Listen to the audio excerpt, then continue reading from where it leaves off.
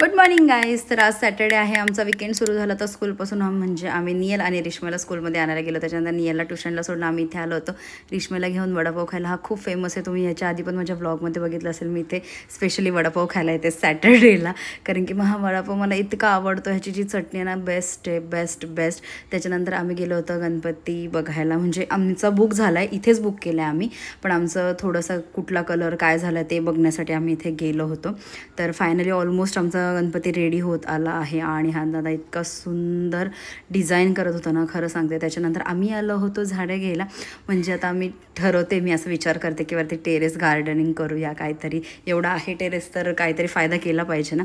तर मग मी फ्लॉवर घेतले आधी, म्हणजे गुलाबाची झाडं घेतली, गावठी गुलाब घेतला आणि एक मला आठवत नाही आता कुठला तरी घेतला आहे. त्याच्यानंतर घरी आल्यावर मी कोकम सरबत बनवला. म्हणजे मी हर्षल त्याच्या घरी पिला होता, मला छान लागला होता. आणि हे जे आगळ आहे ना, मला आमच्या पार्टे काकीने दिलेलं आहे. म्हणजे माझी मम्मीची फ्रेंड आहे, तिने स्पेशली मालवणवरून पाठवलेलं आहे.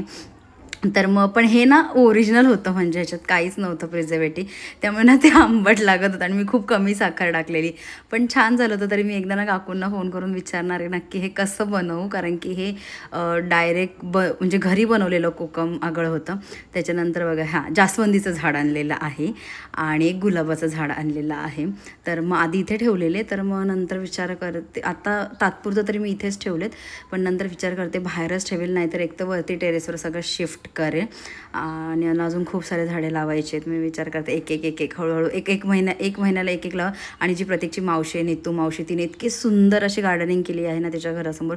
मी कधी तिच्याकडे गेले ना तर त्यांचं नक्की दाखवेल. आणि मी त्यांचं बघूनच इन्स्पायर झाले एवढी झाडं घ्यायला, कारण की मला फार आवडलं. त्यांनी खूप छान छान कुंड्या आणून लावल्यात.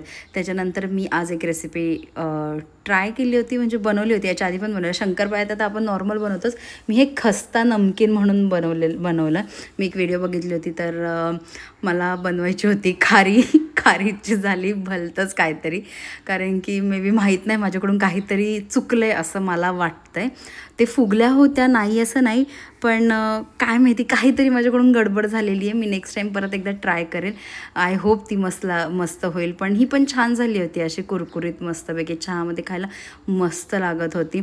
आणि रिश्माईने पण मस्त एन्जॉय केला. त्याच्यानंतर मी भाजी घ्यायला गेले, बिकॉज मग सोमवारी माझा उपवास असतो, भाजी मिळत नाही. तर मग आजच म्हटलं सगळं घेऊन जाते. आणि मस्त कोथिंबीर वगैरे कट करून ठेवले डब्यात. That's it for video. Okay bye guys, उद्या भेटू. Bye bye.